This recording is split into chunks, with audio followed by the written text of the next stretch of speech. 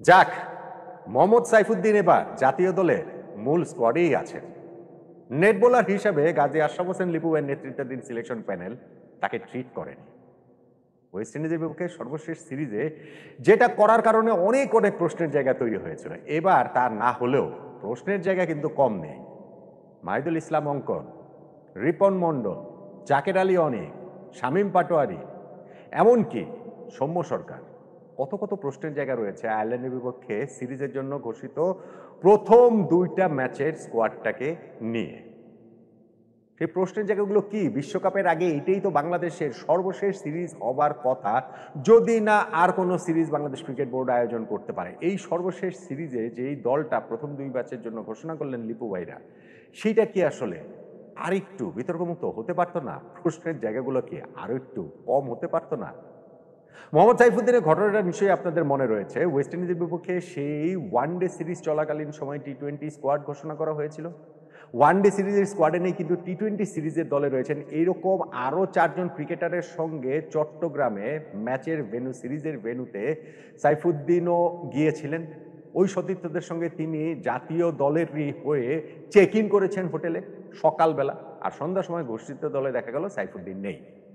এটা নিয়ে অনেক তর্ক বিতর্ক, আলোচনা, প্রশ্ন ওঠার প্রেক্ষিতে একটা জোড়াতালির ব্যাখ্যা দেওয়া হয়েছিল যে সাইফুদ্দিনকে সিরিজের পরের অংশে জাতীয় দলে প্রয়োজন হবে। ন্যাশনাল লিগ খেলে ওই 4 দিনের ম্যাচ থেকে আবার টি-20 ফরম্যাটে এই যে তার ফিরিয়ে আনার জন্য যে চেঞ্জগুলো হবে সেটার সঙ্গে কতটা অ্যাডাপ্ট করতে পারবেন, সেই কারণে সাইফুদ্দিনকে আসলে ন্যাশনাল টিমের সঙ্গে রাখা হয়েছে, যদিও আনুষ্ঠানিকভাবে আসলে ওই দলটাতে তিনি ছিলেন না। সিরিজের পরের অংশে তাকে নাকি প্রয়োজন হবে, প্রয়োজন আর হয়নি, এবং সেইখানটাতে তাকে মোটামুটি নেট বোলার হিসেবে ট্রিট করা হয়েছে। এইবার সাইফুদ্দিন দলটাতে রয়েছেন, মূল স্কোয়াডটাতেই রয়েছেন আয়ারল্যান্ড বিপক্ষে সিরিজের 15 সদস্যের দলে। কিন্তু আমি যেটা বললাম যে দলে আরো অনেকের থাকা এবং না থাকা নিয়ে অনেকগুলো প্রশ্নের জায়গা রয়েছে, সেই প্রশ্নের জায়গাগুলো আসলে কি কি? স্কোয়াডের দিকে যদি আমরা তাকাই তাহলে এক অর্থে আমাদের স্কোয়াড কম্পোজিশনটা বোঝা যাচ্ছে সেইখানটাতে গতবারের মতোই খুব একটা চেঞ্জ এই জায়গাটাতে নেই। দুইটা নাম শুধুমাত্র পরিবর্তন হয়েছে। তাসকিন আহমেদ, যিনি দুবাই টি-10 লিগ খেলছেন, সে তাকে এনওসিটা এক্সটেন্ড করা হয়েছে, তাকে এই সিরিজের দলটার বাইরেই রাখা হয়েছে। ফলে ওই তাসকিন আহমেদেই তার জায়গায় সাইফুদ্দিন এসেছেন, আর শামীম হোসেন পাটোয়ারি তাকেই একমাত্র বাদ দেওয়া হয়েছে সর্বশেষ সিরিজের স্কোয়াডটা থেকে। সেই জায়গাটাতে মাহিদুল ইসলাম অঙ্গনকে প্রথমবারের মতো টি-20 দলে ডাকা হয়েছে। আমাদের এই দলটাতে ব্যাটসম্যান আছেন Tanzid Hasan Tamim, Parvez Hossain Emon, Saif Hasan vice captain, Litton Das captain, Towhid Hridoy, Nurul Hasan সোহান, মাহিদুল ইসলাম অঙ্কন, জাকের আলী অনিক, এই 8 জন প্রপার ব্যাটসম্যান রয়েছেন। 7 জন যে বোলার আছেন তার মধ্যে স্পিনার নাসুম আহমেদ, শেখ মাহেদি হাসান এবং রিশাদ হোসেন, এবং 4 পেস বোলার আমাদের মুস্তাফিজুর রহমান, শরীফুল ইসলাম, সাইফ উদ্দিন, এবং এইখানটাতে আমাদের তানজিম হাসান সাকিব। এই হচ্ছে গিয়ে 15 সদস্যের স্কোয়াডটা। এবং আমি যেটা বলছিলাম থাকা এবং না থাকার অনেকগুলো প্রশ্নের জায়গা রয়েছে, সেগুলো কি কি? ধরেন মাহিদুল ইসলাম অঙ্কন, তাকে প্রথমবারের মতো টি-20 দলে ডাকা হয়েছে কিসের ভিত্তিতে? আমাদের এই মাহিদুল ইসলাম অঙ্কন যে এ দলে, বাংলাদেশ এ দলের হয়ে রাইজিং স্টার্স এশিয়া কাপ হলো, সেইটার ফাইনালটাতে তিনি 0 রানে আউট হয়েছেন। রিভার্স করতে গিয়ে এলবিডব্লিউ হয়ে গিয়েছিলেন। শুধু সেই ফাইনালের কথা বলছেন কেন, এই পুরো টুর্নামেন্টে যে 4টা ম্যাচে খেলেছেন অঙ্কন, তার মধ্যে 3টা ম্যাচে তিনি সিঙ্গেল ডিজিট আউট হয়েছেন। গত মাসে বাংলাদেশ এই দলের হয়ে ওই যে টপ এন্ড টি-20 অস্ট্রেলিয়াতে যে খেলেছেন এই যে কিছুদিন আগে, সেইখানটাতেও অঙ্কন 3 ম্যাচ মিলিয়ে 19 রান করেছেন। আমাদের যে জাতীয় ক্রিকেট লিগের যে টি-20 ফরম্যাটে খেলাটা হয়েছিল সেইখানটাতেও 5 ম্যাচ খেলেও তার কোনো 50 ছিল না, কত 116 স্ট্রাইক রেটে মনে হয় 118 রান তিনি করেছিলেন। ফলে টি-20 ফরম্যাটে তার কার্যকারিতা প্রশ্নবিদ্ধ।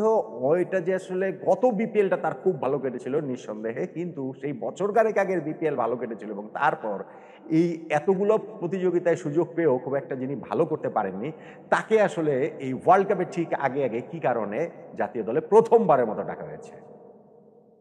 যদি অঙ্কনকে ডাকা হয় তাহলে রিপন মন্ডলকে ডাকা হয়নি কেন?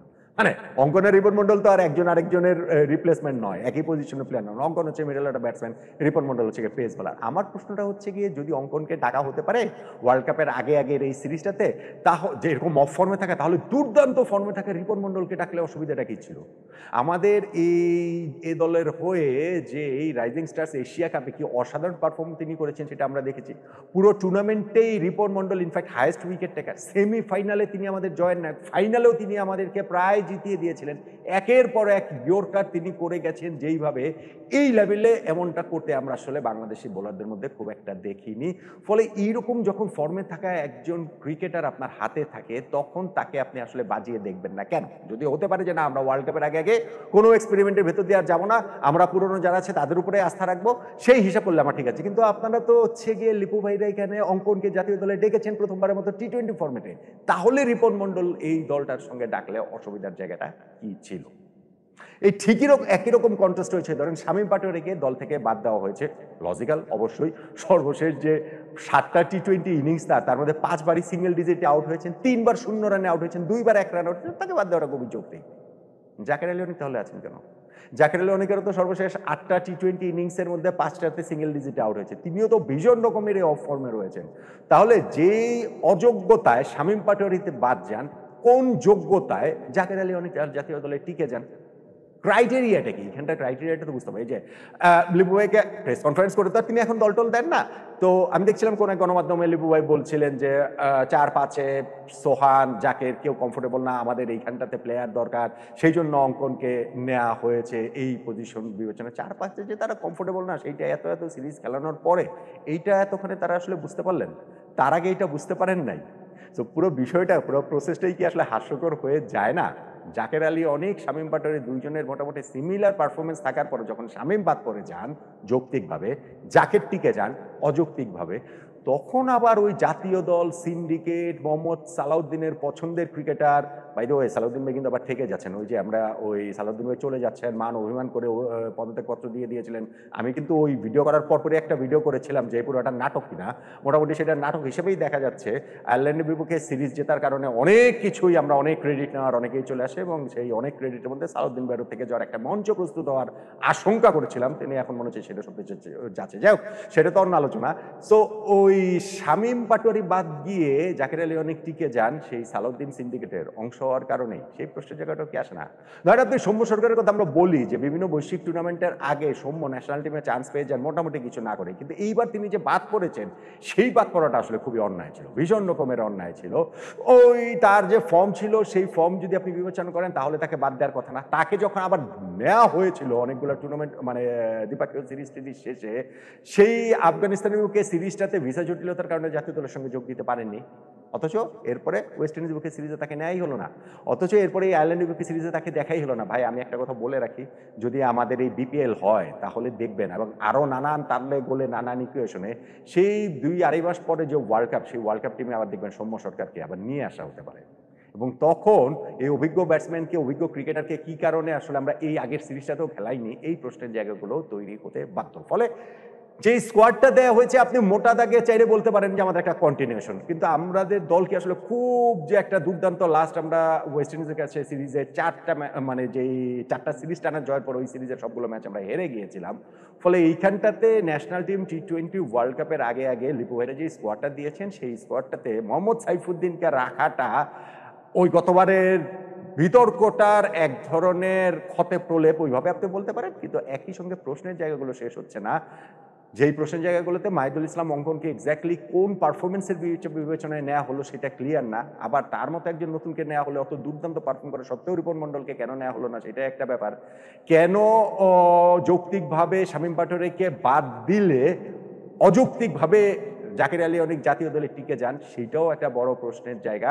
সৌম্য সরকারকে এখানে যে সুযোগটা আবার দেওয়া হলো না, সেইটাও আসলে আপনি প্রশ্নের মুখে দাঁড় করাতে পারেন। বাংলাদেশের যে টি-20 স্কোয়াডটা ঘোষিত হয়েছে, সেই টি-20 স্কোয়াডটা আমি জানি না যে সেইটা আয়ারল্যান্ডের বিপক্ষে সিরিজ জেতা, ম্যাচ জেতা, সেটা আসলে অবশ্যই গুরুত্বপূর্ণ টি-20 ওয়ার্ল্ড কাপের আগে, কিন্তু ওভারঅল এই স্কোয়াডটা বিতর্কমূলক একটা স্কোয়াড আমাদের এই লিপু ভাইরা দিতে পারলেন বলে